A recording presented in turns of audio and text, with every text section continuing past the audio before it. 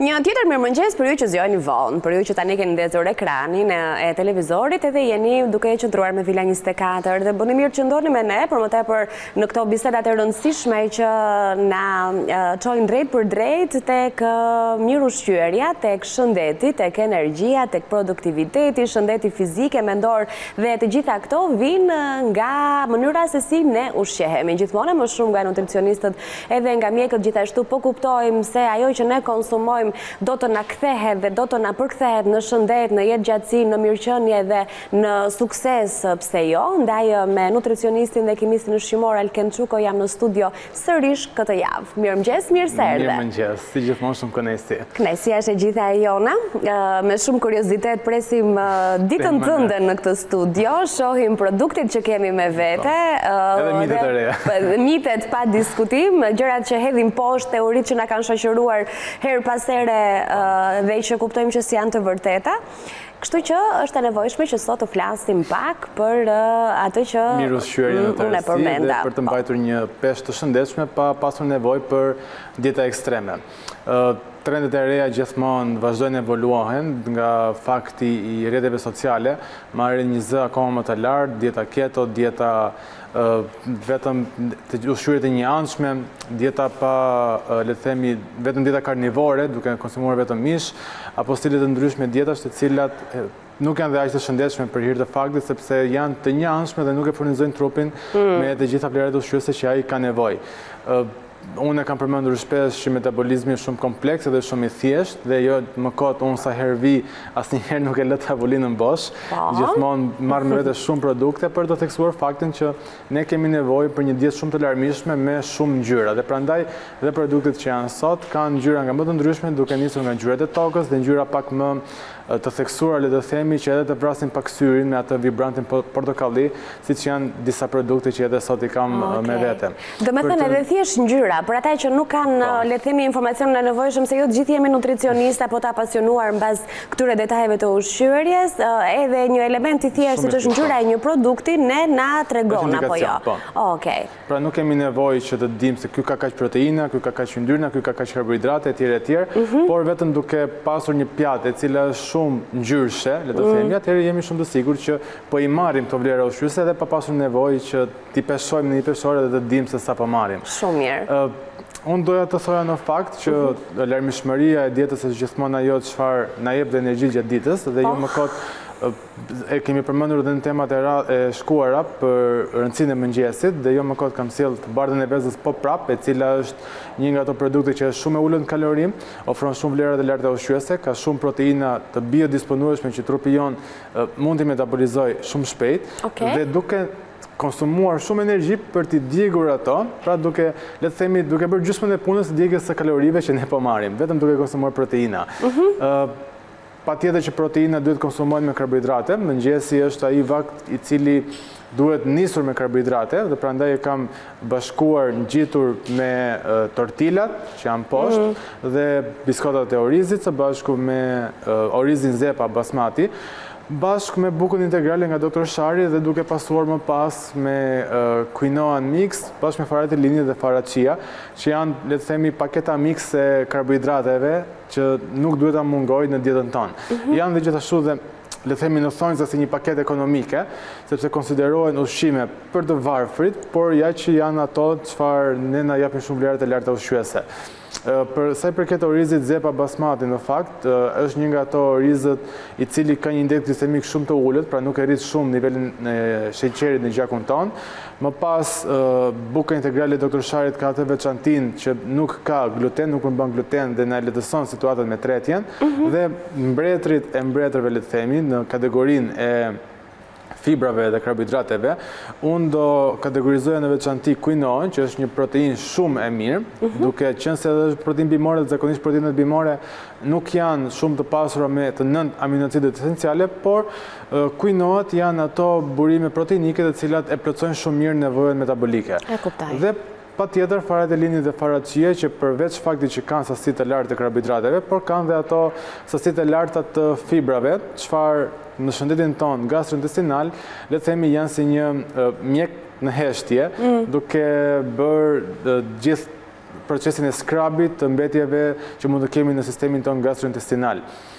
Ne nuk mund t'i ham të produktet thjesht në këtë gjendje që janë, pra pa e kombinuar me diçka, dhe jo më kot kam sjell edhe një salcë që shumë e veçantë, bëhet fjalë pikërisht për këtë salcën, që është një kombinim në fakt ndërmjet curry paste, që është një kombinim ndërmjet qepës, pastës curry, hudhrës, gjinxherit e tjerë, dhe është një lloj salce aziatike, le të themi, që mban shumë aromë edhe shumë shije. Ajo konsumohet ashtu siç është apo mund të përdoret në gatime? Ajo mund të konsumohet edhe ashtu siç është, por mund të përdoret edhe në gatime, për shembull për bërë marinimin e mishrave të ndryshëm, ose kur bëjmë në një sallatë të ftohtë, e cila është në stilin aziatik, mund të hedhim pak prej kësaj salce për të dhënë atë shije, sepse një truk për të bërë një dietë të shëndetshme dhe për të konsumuar shëndetshëm është duke kombinuar shumë shije, duke përdorur shumë erëza, duke përdorur shumë produkte që janë aromatike. Dhe një produkt si ky, unë përmenda fjalën erëza dhe pyetja normale do të ku janë erzat, por ky produkt i ka erzat në vetvete brenda duke pasur këto kombinimet e shumta. Mund të bëhet një kombinim shumë i mirë ndërmjet piteve tortilla, pra në një tigan mund të marrim pak të bardhë dheze, e shtrojmë, e pjekim paraprakisht, e skuqim, pastaj shtojmë petën tortilla sipër dhe nga ana tjetër mund ta bashkojmë me tonin e peshkut dhe me pak salcë sriracha, që salca sriracha me majonezë, që unë kam sjell, mund të konsiderohet si e pashëndetshme, por në fakt ne këtë duam të theksojmë që ushqimet nuk ka ushqime të pashëndetshme apo ushqime të shëndetshme, ka mënyra kombinimi të shëndetshme dhe mënyra kombinimi të pashëndetshme, ose shpeshtësia që ne konsumojmë këto ushqime. Edhe sasia gjithashtu. Edhe sasia gjithashtu. Prandaj, nëse ne konsumojmë me këtë kombinim, pra të bardhë veze, pite tortilla, apo ton peshku me pak misër, që është patjetër një fibër shumë e mirë dhe vlerat e larta ushqyese, nëse i hedhim pak salcë sriracha mejo për shije, atëherë kjo nuk është se do na ndryshojë shumë situatën në shëndetin tonë, por mund të na ndihmojë akoma më tej për të konsumuar çdo ditë më shumë ushqime të shëndetshme. Kemi dhe raste më pas të aktiviteti fizik që është shumë i rëndësishëm për një shëndet të mirë, por një mit për sa i përket aktiviteti fizik dhe ushqyerjes është se dëgjoj shpesh që thonë unë bëra palestër, kështu që hajde mos e unë e meritoj tani të ha sa do dua unë. Se do t'i djeg, po, ndonjëherë edhe kjo. Do një palestër do ta djeg. Pra, po i fusi sufllaqe unë se kam palestër nga ana tjetër, por nuk funksionon në këtë mënyrë. Një aktivitet palestre mund të djegi 300, 500, 800 kalori, kur një sufllaqe mund të edhe 800-1000 kalori, apo edhe më tepër në momentin kur e konsumojmë me disa produkte ekstra kur e kërkojmë. Kështu që asnjëherë nuk duhet ta praktikojmë këtë lloj stili, pra të konsumojmë se unë do bëj një aktivitet fizik etj. Një produkt në fakt shumë i veçantë në të gjithë kategorinë e produkteve që unë kam marrë me vete, janë makaronat e orizit, ose spagetit prej orizit, që janë gjitur me bukën e Dr. Sharit, pra ai paketimi në ngjyrë blu, pak i lezetshëm i veçantë, sepse shpesh jemi mësuar të ham oriz vetëm në gjendjen e tij si një kokër. Si ne e njohim, po, si një kokër. Por kemi edhe formatet e tjera, që janë spageti të përbëra me oriz, dhe këto janë shumë të veçanta, sepse për individ për shembull që nuk duan të konsumojnë, le të themi, miell semola që zakonisht bëhen pastat, kemi alternativën që janë pikërisht spagetit e orizit, që na furnizojnë shumë me ato fibrat shumë të rëndësishme, por edhe me karbohidrate. Dhe e veçanta e karbohidrateve të orizit, sidomos dhe për ata që bëjnë palestër me qenë se përmend aktivitetin fizik dhe palestrën, është sepse përthithen shumë shpejt në metabolizmin tonë. Pra janë një karbohidrat i shpejt që trupi jonë e merr direkt dhe e përdor si energji. Dhe patjetër duhet japim meritën kompanisë Neranzi që na sjell gjithë këto produkte të veçanta dhe kombinime, për mos na e bërë situatën e mërzitshme në gjithë stilin ton të jetesës dhe në përditshmërinë tonë.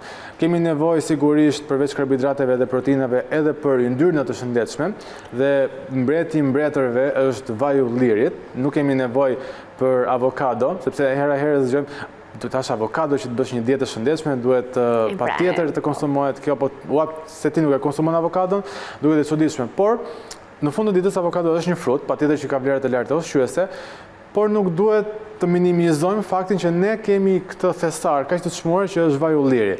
Dhe ky lloj vaj ulliri që kompania Neranzi ka sjell është vaj ulliri ekstra i virgjër i pa filtruar, i cili përveç faktit që ka ato acidet omega-3, omega-6 e tjere dhe omega-9, ka dhe një profil aromatik shumë të veçantë për hir të faktit se është i pafiltruar. Pra, ka ato grimcat e vogla mikroskopike të pulpës së frutit të ullirit, i cili jep ato notat pak pikante, pak aromatike, pak, le të themi, frutore, akoma të theksuara, ndryshe nga një vaj ulliri extra virgin normal. Dhe përveç vaj të ullirit, i cili përmban të omegat, kemi edhe vajnë MCT.